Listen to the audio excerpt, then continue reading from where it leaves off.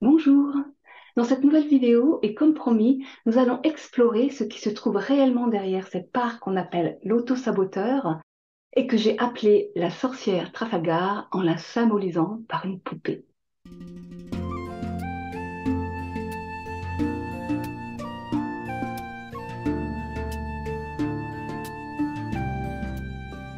Tel que je vous le disais dans ma vidéo précédente, ici, lorsque j'ai compris que cette petite voix despotique, toujours en train de me juger et de me critiquer, s'appelait l'auto-saboteur, j'avais juste envie de l'étriper et de la faire disparaître de ma vie. Mais bien mal m'en a pris, car vouloir éliminer son instinct de survie est de la plus grande idiotie. Car en effet, cette part qui nous harcèle et nous sabote n'est rien d'autre que notre instinct de survie, qui, face au stress de la vie et à la violence ordinaire de notre éducation, a mis en place des stratégies de survie pour nous adapter à notre milieu et nous éviter de souffrir. Car comme tous les animaux, nous avons un système de défense intérieure, une sorte de GPS hypersensible conçu pour fonctionner en automatique et préréglé sur une seule destination, la sécurité. Donc, face à un danger potentiel qui menace notre intégrité physique ou psychique, ce système de défense géré par la branche sympathique et parasympathique du système nerveux déclenche instantanément des alertes qui nous préparent soit au combat, soit à la fuite, soit à l'inhibition. Et cela afin de mobiliser les ressources cohérentes à la satisfaction des besoins qui vont nous permettre de retrouver un état d'équilibre et de sécurité intérieure. Le combat ou la fuite vont nous mobiliser dans l'action qui est gérée par notre système sympathique. Mais si nous ne pouvons pas agir, c'est-à-dire ni fuir ni combattre, alors c'est notre système parasympathique qui est sollicité et qui va nous inhiber, voire nous anesthésier pour nous empêcher de souffrir. Pour vous donner un exemple concret, imaginez une gazelle face à un tigre. Premier réflexe, elle fuit et se met à courir. Mais si le tigre la rattrape, elle ne peut plus ni fuir ni combattre. Et à ce moment-là, elle fait le mort. Sa respiration devient quasi inexistante et comme elle s'apprête à mourir, son système de défense lui envoie des endorphines qui l'anesthésient pour lui éviter de souffrir. Mais le tigre mange des proies vivantes et la croyant morte, il peut soit la lâcher, soit la délaisser, le temps d'aller chercher ses petits. À ce moment-là, le système de défense de la gazelle s'autorégule et peut de nouveau passer en mode sympathique et aller se mettre en sécurité au sein de son troupeau. C'est exactement ce qui se passe pour nous. Sauf que nous ne sommes pas des animaux sauvages. Et lorsque nous sommes enfants, et donc fragiles et dépendants, nous pouvons vivre des situations de stress intense avec un prédateur qui se trouve dans le troupeau.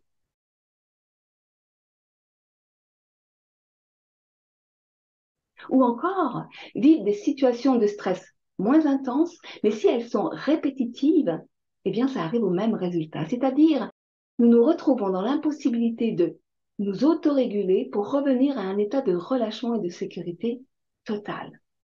Notre système de défense est donc en hypervigilance permanente et cela engendre plusieurs conséquences. Une dissociation corps-esprit, car pour nous protéger, notre système de défense nous coupe de notre corps et des sensations désagréables qui s'y trouvent et les enferme dans la mémoire corporelle. Des troubles émotionnels, de l'anxiété, du stress chronique et tous les symptômes qui y sont associés. Une défaillance du système nerveux autonome et notamment du nerf vague qui finit par nous inscrire dans des réponses au stress aussi inefficaces qu'incohérentes. Bien entendu, selon la gravité des traumatismes vécus, d'autres troubles vont venir se rajouter. Je vous parle des symptômes les plus communs et qui font partie de la panoplie habituelle de l'auto-saboteur et de la sorcière. Par ailleurs, dans la mémoire du corps peuvent également se trouver des traumas collectifs, transgénérationnels ou karmiques, hérités à notre naissance et donc pas forcément liés à notre vécu d'enfant.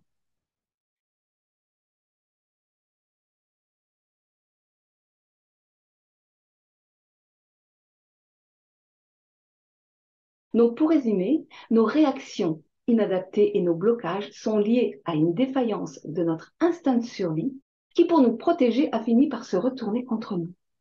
Mais face à cela, il y a deux bonnes nouvelles. La première, c'est que tout cela n'est pas notre faute.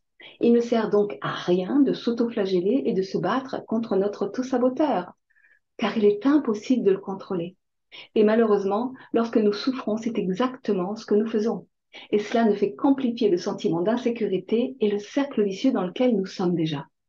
Et la deuxième bonne nouvelle, c'est qu'aujourd'hui, grâce à la neurobiologie et à la théorie polyvagale de Stephen Porges, on sait comment tout cela fonctionne exactement, comment rééduquer notre nerf vague, comment sortir des logiques de survie inadaptées, comment retrouver un état de sécurité et de confiance intérieure.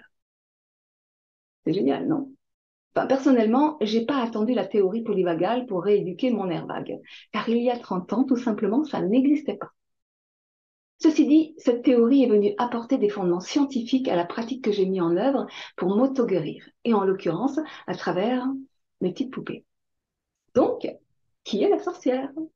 Si vous m'avez bien suivi jusque-là, elle représente le système de défense mis en place pour nous empêcher de souffrir et donc protéger l'enfant blessé en nous en l'enfermant dans un espace dont elle s'est fait la gardienne.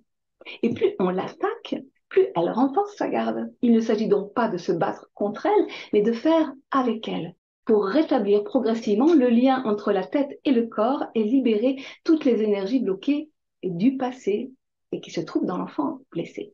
Il faut vraiment comprendre que la sorcière, pour nous défendre, génère un système de résistance qui coupe, sépare, dissocie la tête du corps. C'est donc un véritable travail de tissage qu'il s'agit de réaliser pour nous reconnecter à toutes les parts blessées et exilées.